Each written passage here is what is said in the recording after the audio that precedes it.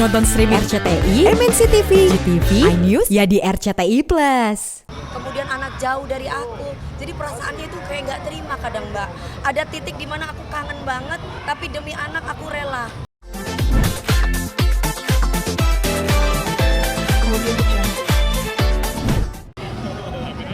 Mami, Gege sudah mulai sekolah. Ya.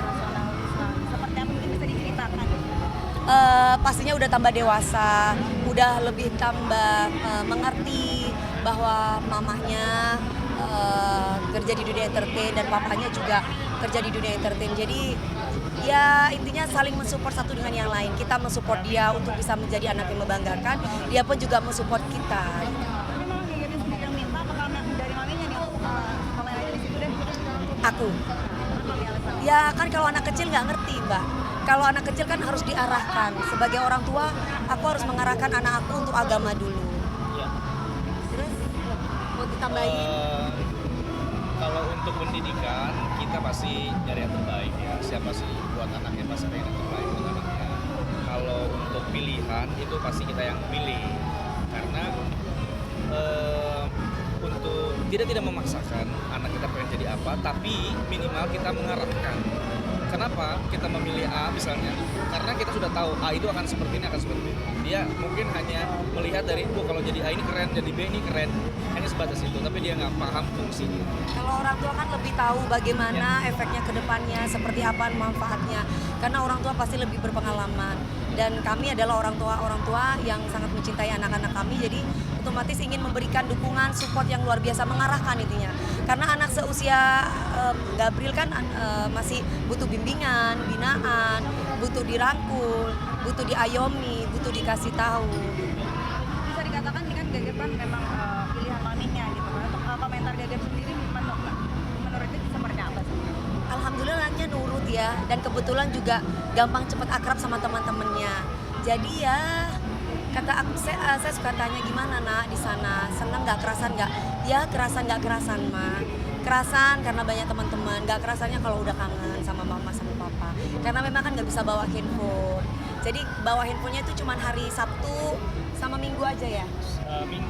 Oh hari Minggu aja. Dan kalau Jadi pulang asrama itu 2 bulan sekali. ya baru pulang ke rumah. Bisa dikatakan baru pertama kali jauh dari anak. Nah, Ya. seperti apa sih mami? Pertama nangis terus. Pertama masih yang, aduh kayaknya gak mungkin deh aku jauh gitu. Apalagi kalau udah ngelepas dia nganter ke sekolah, terus saya pulang itu pasti saya nangis. Nangisnya itu bukan sehari, gimana? Nangisnya itu kayak gimana? Kalau menurut aku ya, jadi aku mikirnya ada sisi yang aku bilang udah kamu jangan berlebihan gitu kan. Kita kan melakukan ini untuk kebaikannya, untuk keinginan kita juga. Ya dijalanin aja dulu gitu. Ini bukan awalnya aja sih, nanti udah ke depannya terbiasa karena kita tetap hubungin komunikasi sama pihak asrama, sama misternya di sana gitu. Jadi kita nggak lost komunikasi gitu. ya, jadi kalau aku tuh lebih baik kalau anak pamit gak usah pamit gitu. Soalnya kalau pamit ya nangisnya itu bisa 2 hari, bisa 3 hari. Gak apa-apa teteh sayang, nangisnya bisa sehari 2 hari gitu, 3 hari. Jadi aku tuh kelihatannya aja gahar gitu. Tapi kalau udah jauh dari anak tuh gak bisa gitu. Makanya ketika ada yang nyentil anak, ketika ada yang ngomongin tentang dia, itu hati tuh nggak bergejolak gitu, kayak nggak terima gitu. Ya Allah gitu. Walaupun saya itu adalah orang pilihan dari Allah yang dipercaya untuk merawat dia, mengasihi dia dari bayi, dari merah kan, Mbak tahu kan, bukan umur setahun 2 tahun loh, gitu. Jadi masih berhari-hari. Gua datang bareng-bareng pulang nggak bisa berputar barengan. Ya, terus udah gitu. Jadi otomatis kayak Gege memang kerasa sekali. iya gitu. Gini loh, kita memposisikan diri sebagai seorang ibu yang mengandung, melahirkan. Ketika ada anak kita disentil aja mungkin sekali 2 kali mungkin nggak apa-apa. Tapi kan ini kondisinya aku sudah berkali-kali, kemudian anak jauh dari aku. Jadi perasaannya itu kayak nggak terima kadang Mbak. Ada titik di mana aku kangen banget, tapi demi anak aku rela. Ya Allah ya udah biar dia pinter. Tapi di sisi lain batin ini kayaknya udah kayak gitu. Tapi bisa dikatakan kayak selalu menghubungi pihak sekolah untuk menanyai gimana sih Iya, keadaan iya, gitu. iya, Takutnya iya. kan ada hal-hal Iya. yang kayak sakit Iya, iya. teman-teman segala macam. Seperti apa Mami? Kebetulan kan saya komunikasi sama Miss-nya lewat WA ya.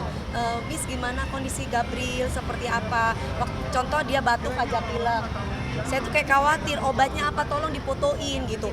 Memang itu international school ya. Dalam arti bisa pergantian siswa di luar negeri di California. Berarti kan udah canggih semuanya udah ada gitu. Ibaratnya sekolah 1M masa sih nggak canggih nggak lengkap. Cuman tetap namanya orang tua obatnya apa ya dok? Kok soalnya 2 hari udah 3 hari, nak udah sembuh belum? Udah ini belum katanya gini kan jadi khawatir kayak gitu. Jadi kalau ada di dekat kami kan sedikit kami bisa pantau dia.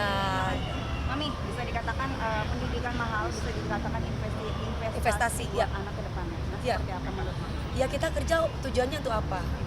Karena kalau saya memberikan harta pasti akan cepat habis. Tapi kalau aku memberikan ilmu, sampai kapanpun ilmu itu pasti akan bermanfaat buat anakku dan juga buat nanti masa depannya. Jadi kalau aku sudah meninggal bukan hartanya yang aku berikan buat anak, tapi melainkan ilmu yang aku berikan buat anak itu yang bermanfaat buat anak nanti.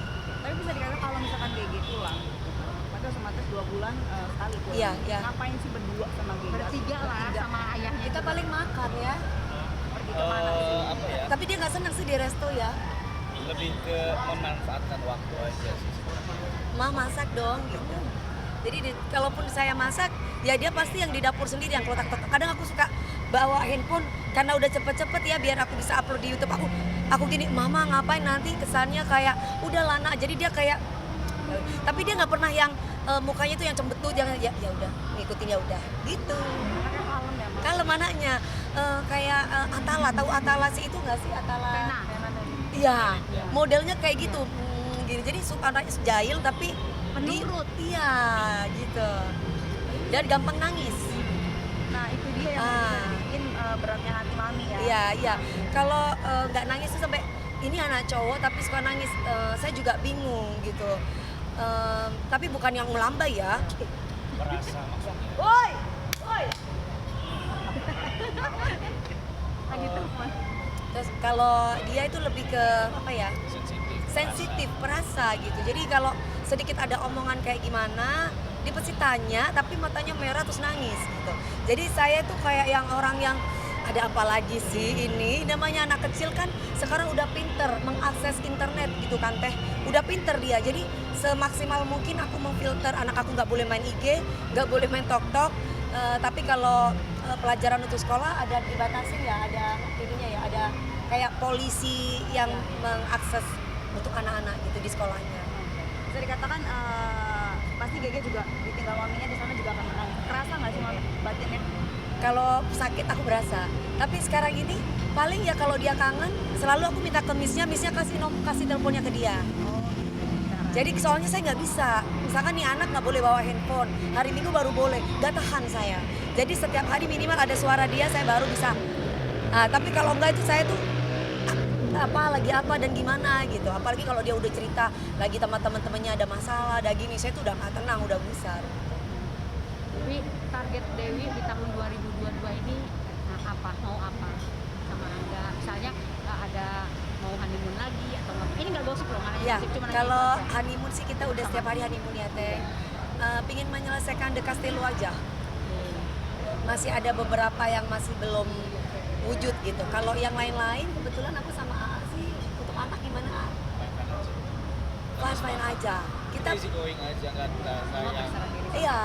nggak yang gimana ya, kita punya komitmen sendiri gitu dan itu cuma kita yang jalanin, kita nggak terpengaruh sama orang-orang dan kita pun tadi dikejar deadline, kita jalanin aja.